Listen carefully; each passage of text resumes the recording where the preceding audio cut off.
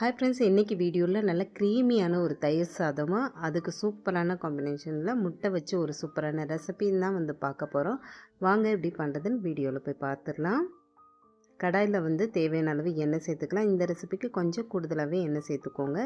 தேங்காய் எண்ணெயில் பண்ணணுன்னாலும் பண்ணிக்கலாம், டேஸ்ட் நல்லாயிருக்கும். எண்ணெய் நல்லா சூடானதும் 1/2 ஸ்பூன் கடுகு சேர்த்துருக்கேன். கடுகு நல்லா பொரிஞ்சதும் ஒரு கொத்து கருவேப்பிலை சேர்த்துக்கலாம். இது கூடவே நல்ல பெரிய சைஸ் வெங்காயம் 5 வெங்காயம் சேர்த்துருக்கேன். இதை வந்து நல்ல நீளமாக நைஸாக கட் பண்ணி சேர்த்துக்கலாம். பிரியாணிக்கெலாம் கட் பண்ணுவோம்ல, அந்த மாதிரி கட் பண்ணி சேர்த்து வதக்கிக்கலாம். வெங்காயம் சீக்கிரம் வதங்குறதுக்காக கொஞ்சமாக உப்பு சேர்த்துட்டு வதக்கிக்கிறேன். வெங்காயம் வந்து ரொம்ப ப்ரௌனாலாம் வர வேணாம், கண்ணாடி பதம்னு சொல்லுவாங்கள்ல, அந்த அளவு வதங்கினா போதும். இது கூடவே 2 பச்சை மிளகா நல்லா பொடிசாக கட் பண்ணிவிட்டு சேர்த்துக்கோங்க. பச்சை மிளகா வந்து கண்டிப்பாக சேர்த்துக்கோங்க, ஃப்ளேவர் நல்லாயிருக்கும். இது கூடவே கொஞ்சமாக மஞ்சத்தூளும் சேர்த்துக்கலாம். இப்போ வந்து இது கூட ஒரு தக்காளி நல்லா பொடியாக கட் பண்ணி சேர்த்துக்கிறேன். தக்காளி வந்து 1 சேர்த்தா மட்டும் போதும், இல்லைன்னா ரொம்ப புளிப்பாக இருந்த மாதிரி இருக்கும். அதனால் ஒரு தக்காளி மட்டும் சேர்த்துக்கோங்க. தக்காளியும் வெங்காயம் ஓரளவு வதங்கினதும் 1 ஸ்பூன் போல் இஞ்சி பூண்டு பேஸ்ட்டு சேர்த்துட்டு பச்சை ஸ்மெல் போகிற அளவுக்கு நல்லா வதக்கி விட்டுடலாம். நல்லா வதங்கினதுக்கப்புறமா மசாலா சேர்த்துக்கலாம். நாங்கள் வந்து காரம் கம்மியாக தான் சேர்ப்போம், அதனால் பச்சை மிளகாவும் சேர்த்துருக்கிறதுனால வெறும் 1 ஸ்பூன் மல்லித்தூளும் 1 ஸ்பூன் சிக்கன் மசாலாவும் தான் சேர்த்துருக்கேன். உங்களுக்கு காரம் அதிகமாக தேவைப்பட்டுச்சு அப்படின்னா தனி மிளகாத்தூள் வந்து கொஞ்சம் கூடுதலாக சேர்த்துக்கலாம். அப்புறமா வந்து கொஞ்சம் கலராக வேணும் அப்படின்னா காஷ்மீரி சில்லி பவுட்ரு ஒரு 1/2 ஸ்பூன் போல் சேர்த்துக்கோங்க. அந்த மசாலாலாம் சேர்த்து நல்லா கலந்து விட்டதுக்கப்புறம் மூடி போட்டு ஒரு 2 நிமிஷத்துக்கு வச்சிடலாம், அந்த பச்சை ஸ்மெல் போகிற அளவுக்கு.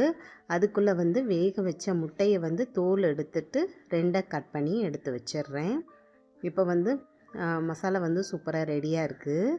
லைட்டாக கலந்து விட்டுட்டு இது கூட வந்து நான் ஒரு 1/2 ஸ்பூன் போல் சீனி சேர்த்துக்கிறேன். இது சேர்க்கும்போது டேஸ்ட் இன்னும் கொஞ்சம் கூடுதலாக இருக்கும், நீங்கள் விருப்பப்பட்டால் சேர்த்துக்கோங்க. இப்போ வந்து கட் பண்ணி வச்சுருக்க முட்டையை இதில் சேர்த்துக்கலாம். சேர்த்துட்டு லைட்டாக மட்டும் பரட்டி விட்டுடலாம். பரட்டி விட்டுட்டு மூடி போட்டு ஒரு 2 செகண்ட் வச்சுட்டு அடுப்பை வந்து ஆஃப் பண்ணிடலாம். அந்த சூட்லேயே வந்து மசாலாலாம் பிடிச்சி அந்த ரெசிபி வந்து சூப்பராக ரெடி ஆயிடும். இப்போ தயிர் சாதம் எப்படி பண்ணுறதுன்னு பார்த்துடலாம்.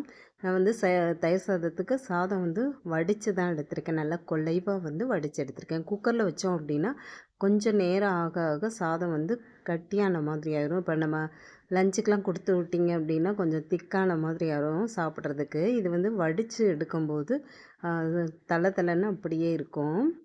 நல்லா குலைவாக வடித்து எடுத்துட்டு 1 கப் போல் தயிர் எடுத்துருக்கேன். அதை வந்து நல்லா கட்டிகள் இல்லாமல் கலந்துட்டு இதில் சேர்த்துக்கலாம். தேவைப்பட்டுச்சுன்னா கொஞ்சமாக உப்பும் சேர்த்துக்கோங்க. தாளிக்கிறதுக்கு வந்து எண்ணெயில் கடுகு, உளுந்து, கருவேப்பிலை, காஞ்ச மிளகாய், கொஞ்சம் பச்சை மிளகாவும் பொடியாக கட் பண்ணி சேர்த்துருக்கேன். பெருங்காயத்தூள், ஒரு சின்ன துண்டு இஞ்சி தோலை எடுத்துட்டு துருவி சேர்த்துக்கோங்க. தாளித்து விட்டோன்னா சூப்பரான தயிர் சாதம் ரெடி. லஞ்சுக்கு சாப்பிட்றதா இருந்துச்சு அப்படின்னா காலையிலேயே பண்ணுறீங்கன்னா கொஞ்சமாக பாலும் தயிரும் கலந்து சேர்த்துக்கோங்க, சீக்கிரமாக புளிக்காமல் இருக்கும். இது கூட வந்து எண்ணெய் கத்திரிக்காய், உருளைக்கிழங்கு ஃப்ரை இதெல்லாம் வச்சு சாப்பிட்டா கூட சூப்பராக இருக்கும். இந்த முட்டை ரெசிபியும் கண்டிப்பாக ட்ரை பண்ணி பாருங்கள், இதுவுமே வந்து நல்லாயிருக்கும். ட்ரை பண்ணி பார்த்துட்டு மறக்காமல் கமெண்ட் பண்ணுங்கள். Bye friends.